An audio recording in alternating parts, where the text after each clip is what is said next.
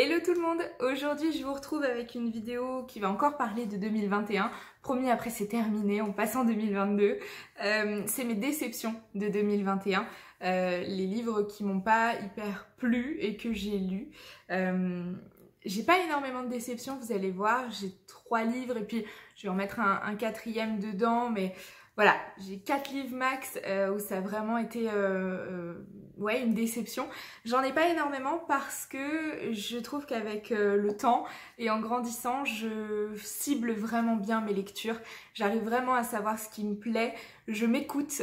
Si je suis pas dans le mood pour lire une lecture, je le fais pas. Et quitte à être en panne de lecture ou à lire quelque chose d'autre complètement voilà, qui n'a rien à voir. Ouais, je m'écoute vachement et du coup ça me permet d'avoir en grande majorité que des excellentes lectures. Et là vous voyez, sur 2021 j'ai lu une 50aine de livres et j'en ai que 3, 4 à la rigueur où c'était vraiment une déception, donc franchement ça vaut le coup, donc je suis contente, mais je vais vous les présenter quand même. Donc première déception, et en fait je suis en train de me rendre compte que c'est peut-être pas 2021 celui-là, c'était peut-être août 2020. Ouais, il me semble que c'était été 2020. Bon, je le mets quand même dedans parce que c'est une déception et je sais pas si je vous en ai encore parlé sur cette chaîne de cette déception-là. C'est un livre carrément que je vais mettre dans une boîte à livres. Je vous ai dit, dans ma ville, il y a beaucoup de boîtes à livres et celui-là, c'est le prochain que je mets dans la boîte parce que vraiment, il m'a pas plu, donc ça sert à rien que je le garde. C'est Nos destins inachevés de Sophie Audouin, Mamie Cognan. Je vous en avais déjà parlé, je crois, quand je l'avais acheté, juste avant de partir en vacances. Et je vous avais dit que je voulais tester parce que cette autrice-là, c'est l'autrice de Tara Duncan. Tara Duncan, c'est une grande saga un petit peu fantasy que j'avais lue quand j'étais ado et qui était vraiment géniale, vraiment incroyable. Du moins, avec mes yeux d'ado, je l'avais adorée.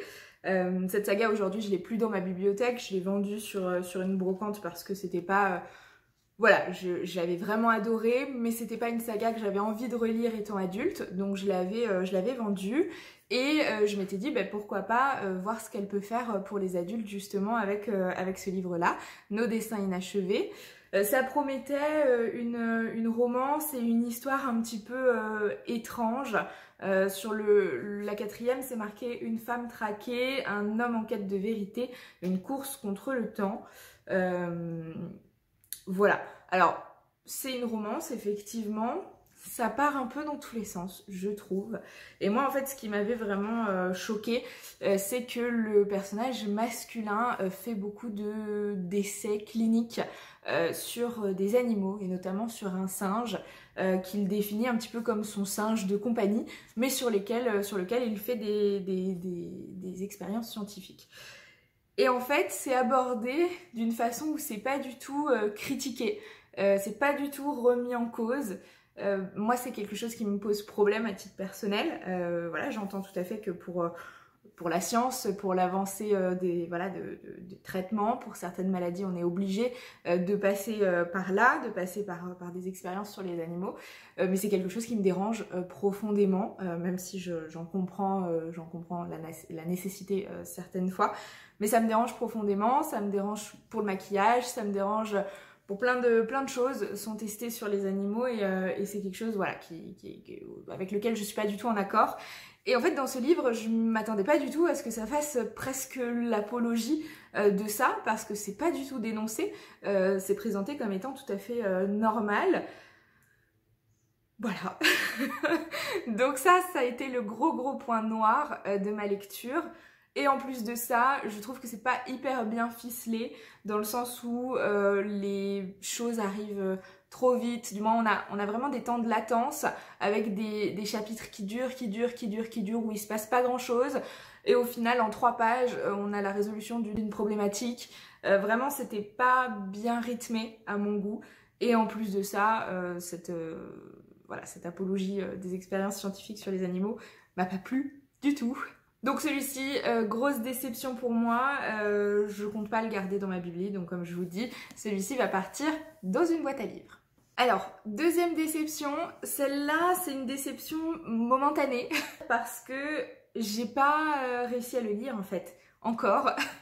En fait, cet automne, je m'étais décidée à lire La 9e maison de Leigh Bardugo. C'est un livre que j'avais eu à Noël ou à mon anniversaire, je sais plus, que j'avais demandé parce que je sentais un potentiel fou dans ce livre. On en avait entendu beaucoup parler, donc j'avais très très hâte de le découvrir. C'est le premier de l'autrice que je m'étais procuré. J'en ai pas lu encore d'autres, pourtant beaucoup me font envie. Et j'ai commencé à le lire une première fois et j'ai pas pu quoi, je comprenais rien. Je vous en ai déjà parlé je crois en vidéo, je comprenais rien. J'ai lu 20, 30, 40, 50 pages, je ne comprenais rien. J'ai mis 30 pages à comprendre qu'on parlait de fantômes. Vraiment beaucoup de mal. Alors, est-ce que j'étais pas dans le mood à ce moment-là et que je croyais que je l'étais et dans ce cas-là, c'était pas le bon moment pour moi de le lire? Ou est-ce que vraiment, si je m'y remets demain, je comprendrai toujours rien? Je ne sais pas, mais je vais lui laisser sa chance, hein. Évidemment, je vais réessayer de le lire cette année. Je sais pas quand encore. Je pense que c'est vraiment un livre à lire en automne, période d'Halloween, tout ça. Je sais pas si je tenterai de le lire avant, mais en tout cas, ouais, super grosse déception parce que j'ai rien compris, ça m'emmenait pas du tout avec lui, j'avais pas forcément envie de retrouver les personnages parce que je comprenais pas qui ils étaient. J'ai l'impression d'être idiote de dire ça, mais vraiment, ça m'a pas transportée quoi. Donc voilà, j'avais fait un retour aussi sur Insta et plusieurs d'entre vous avaient été là à me dire continue, persévère, tu verras, c'est super. Donc je vous crois, j'ai envie de l'aimer celui-là, mais pour l'instant j'y arrive pas. Donc je vais pas abandonner, je vais persévérer. Si ça se trouve l'année prochaine je vous ferai un update en vous disant que celui-là il fait partie de mes top 5 des meilleures lectures, j'espère. On verra, mais en tout cas, pour cette année, grosse déception, j'ai pas pu aller au-delà des 50 pages. Je comprenais rien. Ensuite, pour rester pas du tout dans le positif, hein, du coup, avec cette vidéo, alors j'avais adoré le tome 1 de The Book of Ivy. Vraiment, celui-là, génial. C'était presque un coup de cœur quand je l'ai lu. Une histoire hyper originale.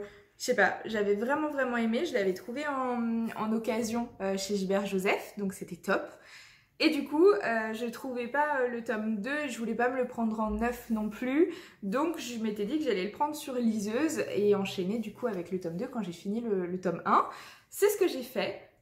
Et le tome 2, je me suis pas mal ennuyée parce que ouais, j'étais hyper déçue en fait. Le tome 1 était tellement un beau coup de cœur pour moi, une belle découverte, que le tome 2, voilà, une petite continuité de ce qui se passe et puis après il y a un grand moment de latence où les personnages sont dans un endroit qu'on nous décrit, mais voilà, c'est pas un endroit avec un potentiel fou pour faire des trucs. Et en fait, ils attendent, en fait, les 3/4 du livre, ils attendent dans cet endroit. Donc nous aussi, on attend quelque chose qui vient sur les 10 dernières pages du livre. Encore une fois, je trouve que le rythme est très mal foutu. Et ce qui fait que le tome 2, malheureusement, est une déception. Alors c'est une duologie. Pour le coup, je pense qu'ils auraient dû s'arrêter au premier, qui était très bien. Voilà, parfois il faut pas vouloir faire d'autres tomes. Le premier est très bien, l'idée de base était top. On reste sur celui-là, hein.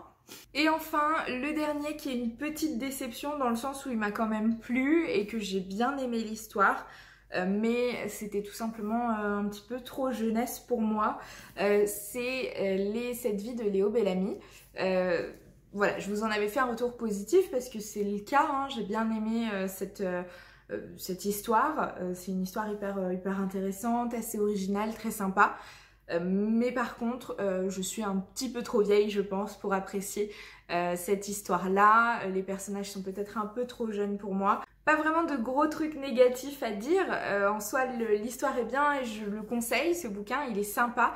Et au moment où je l'ai lu, c'était vraiment ce dont j'avais besoin. C'est-à-dire quelque chose de pas trop prise de tête, facile à lire, vraiment rapide à lire, un truc addictif mais sans trop, vraiment pile ce qu'il faut. Donc c'était très bien au moment où je l'ai lu, mais c'est pas un livre que je relirais et que je tiens particulièrement à avoir dans ma bibliothèque. Donc Donc celui-ci, peut-être qu'il ira aussi dans une boîte à livres un jour. Pour l'instant, je le garde parce que j'en ai un bon souvenir.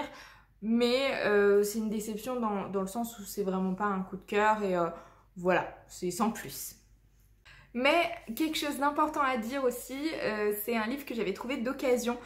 Donc je l'ai pas acheté neuf et je l'aurais jamais acheté neuf parce que je me doutais un petit peu que c'était un peu trop jeunesse pour moi et que ce serait pas un coup de cœur.